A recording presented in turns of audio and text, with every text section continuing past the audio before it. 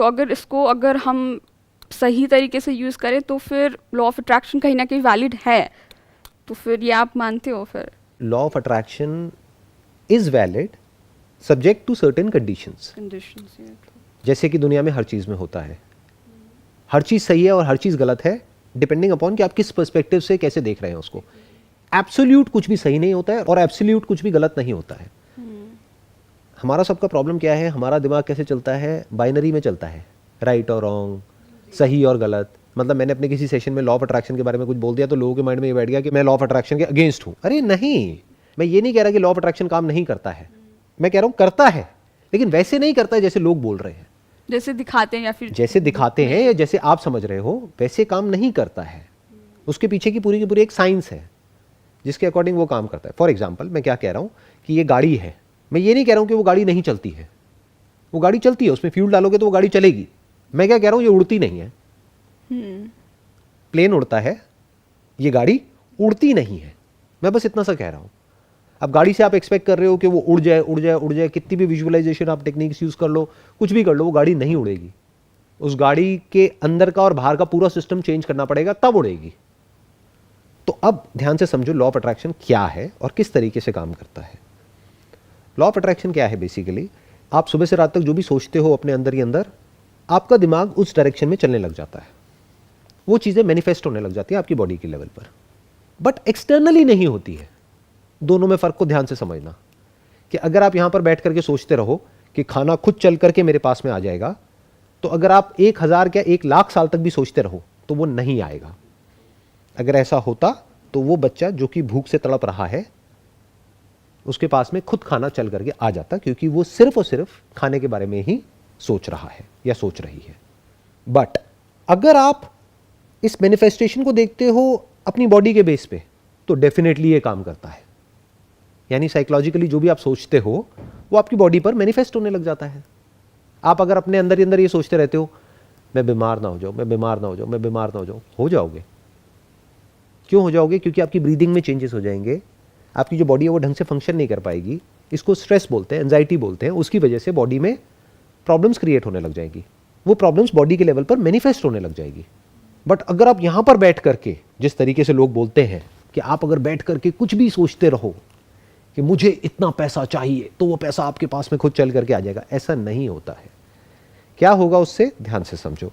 अगर आप बोलते हो कि मेरे को 1 करोड़ रुपए चाहिए, विजुलाइज करते हो कि मेरे पास में 1 करोड़ रुपए आ गया है और उससे रिलेटेड एक घर आ गया है, एक गाड़ी आ गई है, जैसे लोग दिखाते हैं लॉ ऑफ अट्रैक्शन को कि इस तरह से आपको सिर्फ सोचना है, बिलीव करना है, आस्क करना है इस यूनिवर्स से और वो यूनिवर्स आपको दे देगा। ऐसा नहीं होता है। ये काम करेगा, लेकिन कैसे करेगा, ध्यान से समझो। आप सोच रहे हो मेरे को 1 करोड़ चाहिए, 1 करोड़ चाहिए, 1 करोड़ चाहिए, 1 करोड़ चाहिए। अब माइंड क्या करेगा, वो रास्ता निकालेगा। अब 2 चीजें होंगी, या तो आप कैपेबल हो उस रास्ते पे चलने के लिए या नहीं हो जी। क्योंकि मांगने से थोड़ी ना 1 करोड़ मिलता है, उसके लिए आपको कैपेबल होना पड़ेगा ना। फॉर एग्जाम्पल, आप यहां पर आते हो एक जॉब इंटरव्यू के लिए, मैंने आपसे पूछा कितनी सैलरी आप एक्सपेक्ट करते हो, आपने बोला I expect around 10 lakh rupees per month. मैंने आपका रिज्यूम देखा, सब कुछ देखा, समझा आपने क्या क्या किया है। मैंने कहा but we will not be able to give you more than 50,000 rupees per month. तो ये क्या हुआ, आपने जो मांगा उसके बेस पे थोड़ी ना मिला, जो आपकी एक्चुअल में कैपेबिलिटी है, जो क्वालिफिकेशन है, जो बैकग्राउंड है, जो एक्सपीरियंस है, उसके बेस पे मिलेगा ना। जी। बल्कि अगर जरूरत से ज्यादा मांग लिया तो फंस भी सकते हो, क्योंकि हो सकता है वो जॉब आपको मिल जाती अगर आप रीजनेबल मांगते तो, बट आपने इतना ज्यादा मांग लिया तो सामने वाले ने कहा भाई ये तो कुछ अलग ही दुनिया में है, तो छोड़ दो इनको, इनको हमको रिक्रूट नहीं करना है। नंबर 1। नंबर 2, अब ध्यान से समझो क्या होगा, या तो उस 1 करोड़ के लिए आप कैपेबल हो या नहीं हो। अगर कैपेबल हो तो मांग क्यों रहे हो भिखारियों की तरह? जी। जो कैपेबल है उसको तो खुद ही मिल जाएगा। ट्रू। जी। बिल्कुल ऐसे कि मेरे को 1 करोड़ की एक ब्रांड डील मिल जाए, ब्रांड डील मिल जाए, ब्रांड डील मिल जाए। अरे भाई, अगर आप कैपेबल हो तो 1 करोड़ की क्या आपको 10 करोड़ की भी मिल जाएगी, तो उसके लिए लॉ ऑफ अट्रैक्शन की क्या जरूरत है? और अगर आप कैपेबल नहीं हो, अब जितना आप अपने माइंड में बोलते चले जाओगे मेरे को 1 करोड़ मिल जाए, 1 करोड़ मिल जाए, 1 करोड़ मिल जाए, अब आपके दिमाग में और कोई थॉट ही नहीं आएगा। सुबह से रात तक एक ही थॉट चलेगा, कहीं से भी 1 करोड़ आ जाए। यह है बोलने की पावर, सोचने की पावर। अब आप 24 घंटे यही सोच रहे हो। अब ऐसे में कोई इंसान आएगा आपके पास में, वो कहेगा आपको क्या चाहिए, तो आपकी आंखों में दिख रहा होगा कि आपको 1 करोड़ रुपए चाहिए। अब वो कहेगा कि तुम्हें ये करना पड़ेगा, तुम्हें 1 करोड़ मिल जाएगा। अब उसका इंटरेस्ट किस में है कि आपको 1 करोड़ मिल जाए अपना काम निकाल या अपना काम निकालने में। अब वो काम चाहे सही हो चाहे गलत हो, 2 चीजें होंगी वहां पर भी। या तो वो काम आपको क्रिमिनल बना देगा, इलीगल भी हो सकता है वो काम, तब भी शायद आप करोगे क्योंकि आपका डिजायर बहुत ज्यादा बढ़ गया है। डिजायर 2 तरीके के होते हैं ना, एक अपने आप को कैपेबल बनाने के, एक कुछ मांगने के। तो ये जो मांगने का डिजायर है यही आदमी को क्रिमिनल बनाता है, यही भिखारी बनाता है, यही आदमी को शॉर्टकट्स ढूंढने पर मजबूर कर देता है। दूसरा डिजायर होता है अपने आप को कैपेबल बनाने का, वहां पर कुछ मांगना नहीं पड़ता है, जितना आपको चाहिए होता है उससे बहुत ज्यादा आपको मिल जाता है। तो अब या तो आप क्या होगा, या तो आप गलत रास्ते पे चले जाओगे उस 1 करोड़ के लिए। डिजायर बहुत ज्यादा हो गया ना कुछ पाने का, उसको कंट्रोल करना इतना आसान है। जी जी। उसको बोलो तुझे क्या चाहिए, अच्छा तुझे ये चाहिए, चल बेटा मैं दिलाता हूं, लेकिन तुझे ये करना पड़ेगा। तो अब आपकी डोर किसी और के हाथ में है। तो मैं क्या कह रहा हूं, लॉ ऑफ अट्रैक्शन को कैसे यूज करो।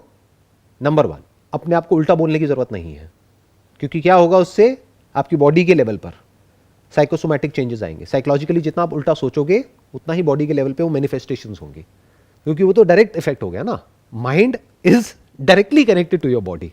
जो सोचोगे वो बॉडी के लेवल पे होने लग जाएगा। तो सोचना ही है तो कुछ अच्छा सोचो कि I am healthy, I am healthy, I am healthy. This is much better than कि मैं बीमार हूं, मैं बीमार हूं, मैं बीमार हूं।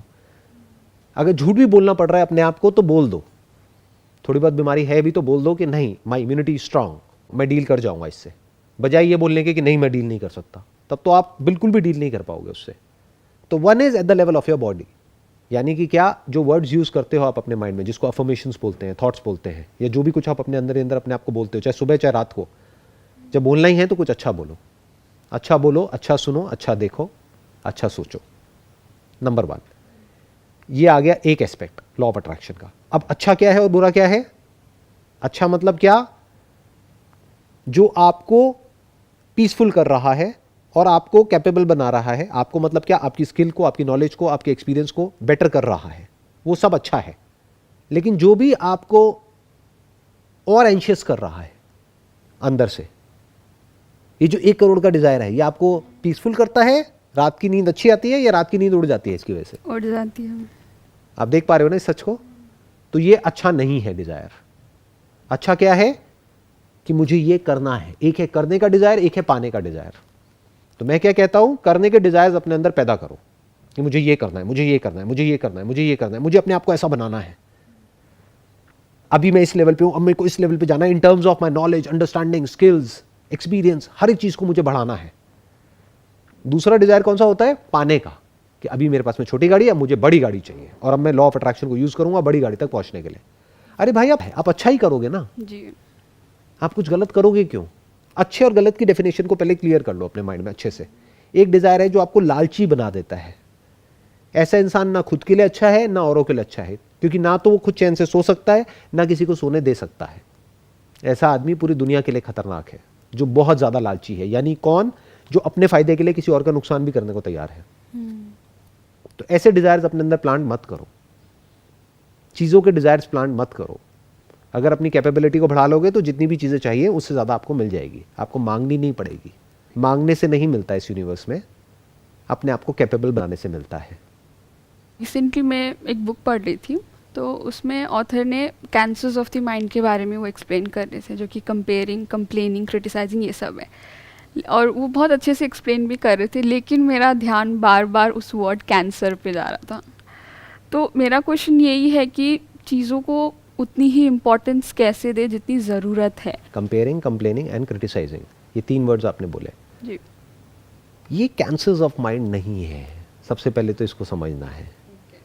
कैंसर ऑफ माइंड एक्चुअल में क्या है, ओवर थिंकिंग। ओवर थिंकिंग की जड़ क्या है, क्या कंपेयरिंग है। बिना कंपेयरिंग के आप सोचोगे कैसे। You can not operate in this universe without comparison. आप एक गाड़ी चला रहे हो तो आपको कंपेयर करना पड़ेगा कि अभी मुझे यहां पे पार्क करना है, जगह है या नहीं है इसको पार्क करने के लिए। वो क्या कर रहे हो, आप कंपेयर कर रहे हो अपने माइंड में। You are comparing the distance between 2 objects to understand कि यहाँ पे गाड़ी आप पार्क कर पाओगे या नहीं कर पाओगे। अगर आपके माइंड में से कंपैरिजन को हटा दिया जाए तो आप इस दुनिया में ऑपरेट ही नहीं कर सकते। आप जो लाइफ में आगे भी बढ़ रहे हो, that is again because of comparison. क्योंकि कहीं ना कहीं आपके माइंड में कोई ना कोई आइडल है जो भी आप करना चाहते हो उससे रिलेटेड, जो आपको आगे बढ़ने के लिए पुश कर रहा है या कर रही है। नहीं तो हमारे जो एनिमल इंस्टिंक्ट्स हैं वो हमको नीचे गिरा देते हैं। वो कहाँ ले जाएंगे आपको? एक जानवर के लेवल पे, जहाँ पे आप प्लेजर्स, कोई अथॉरिटी हो, चाहे कोई ऑर्गेनाइजेशन हो, चाहे कोई भी हो, इसी को फ्रीडम ऑफ स्पीच बोलते हैं। That you must be able to criticise, you must not agree with everybody. 99% लोग ऐसे ही होते हैं, वो एग्री कर जाते हैं, तो सामने वालों को पता तक नहीं लगता है कि उनकी वजह से किसी को कोई प्रॉब्लम हो रही है। मतलब मुंह पे एग्री कर गए, पीछे से उल्टा बोल रहे हैं। मुंह पे बोलने में दम नहीं है, मुंह पे बोलने में हिम्मत नहीं है। लाइफ है। हाँ। मैं कौन सा परफेक्ट हूं? और कौन है जो परफेक्ट है? कौन है ऐसा दुनिया में इंसान, पास्ट में जो हुआ है या अभी है या जो फ्यूचर में होने वाला है, जिसके अंदर कभी गुस्सा नहीं आया है? हो सकता है बाहर से उसने अपने गुस्से को नहीं दिखाया है, क्योंकि उसके रेपरकशंस होते हैं। आपके अंदर अगर गुस्सा भी है तो आप अपने कमजोर के आगे तो दिखा सकते हो, अपने से स्ट्रांग के आगे कैसे दिखाओगे? चाहे वो फिजिकली कमजोर हो, चाहे मेंटली कमजोर हो, या फाइनेंशियली कमजोर हो, उसको तो आप दबा सकते हो। जो आपसे पावरफुल है उसको कैसे दबाओगे? तो गुस्सा अंदर तो है लेकिन बाहर नहीं है। तो ऐसा कोई इंसान नहीं है दुनिया में, ना कभी होगा, जिसके अंदर कभी कोई कंपैरिजन नहीं आया है, जिसने कभी कंप्लेन नहीं किया है, या जिसने कभी क्रिटिसाइज नहीं किया है किसी को भी, या जिसके अंदर कभी कोई गुस्सा नहीं आया है, या जिसको भी आप नेगेटिव थॉट्स बोलते हो, नेगेटिव फीलिंग्स बोलते हो, नेगेटिव इमोशंस बोलते हो इन इन्वर्टेड कॉमास, वो उसके माइंड में नहीं आए हैं। ऐसा इंसान ना तो कभी पास्ट में हुआ है, ना अभी है, ना कभी होगा। अगर कोई कह रहा है कि मेरे माइंड में तो सब कुछ पॉजिटिव आता है, तो वो झूठा है। वो झूठ बोल रहा है।